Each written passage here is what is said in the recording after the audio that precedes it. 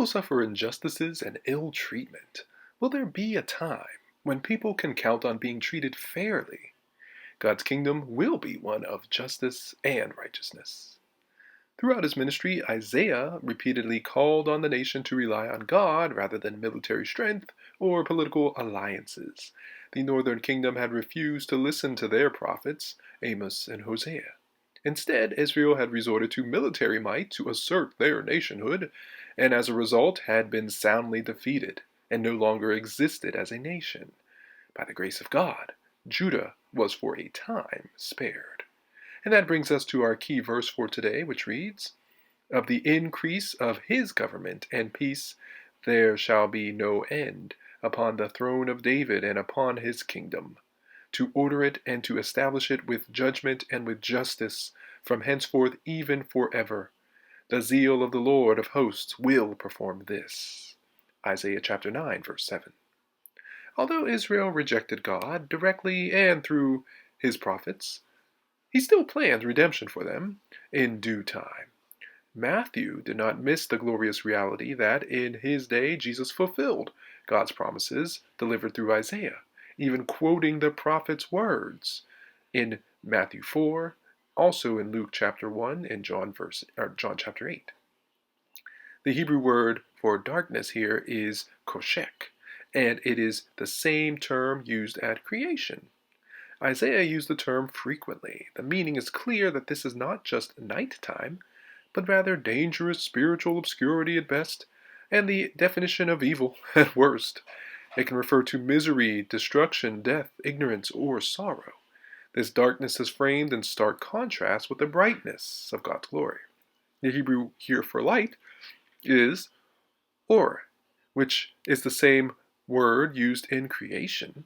Just as he did at the beginning of time, God will bring order to chaos, peace to strife, and justice to problematic systems.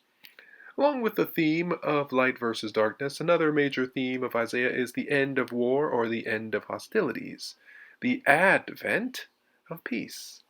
Indeed, they shall beat their swords into plowshares, and the wolf also shall dwell with the lamb, are among the prophet's best-loved passages. The promise of a child named Emmanuel is fulfilled by the promised birth in chapter 9, verse 6 of the Son who was both God and King. It is beyond question that both prophecies foretell Jesus. Isaiah goes on to describe the nature, name, and being of our Messiah. The descriptive words present him as the great king and conqueror who has crushed all his enemies and has liberated his people from the yoke of oppression. First, he will be called Wonderful, meaning marvelous or a miracle or wonder. He will be the supreme counselor, the one qualified to give advice, the direction to all creation. The Messiah is the only mighty God, exhibiting the true fatherhood and in existence, living from eternity to eternity. Prince of Peace speaks of complete salvation, rest, welfare, happiness, and tranquility. So here's our lesson. The prophet Isaiah lived in a time of political turmoil and spiritual confusion.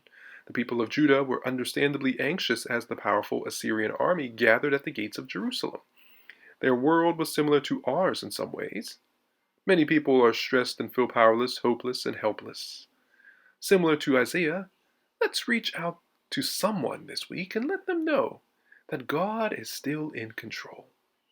Let us speak words of comfort to them and let them know that God knows and God cares. In this holiday season, may we remind people of the God who is with us in darkness, as well as God who provides the light through the darkness. Thank you so much for listening and subscribing to iLights. Heavenly Father, fill our hearts with what we truly desire, for who we truly seek is you.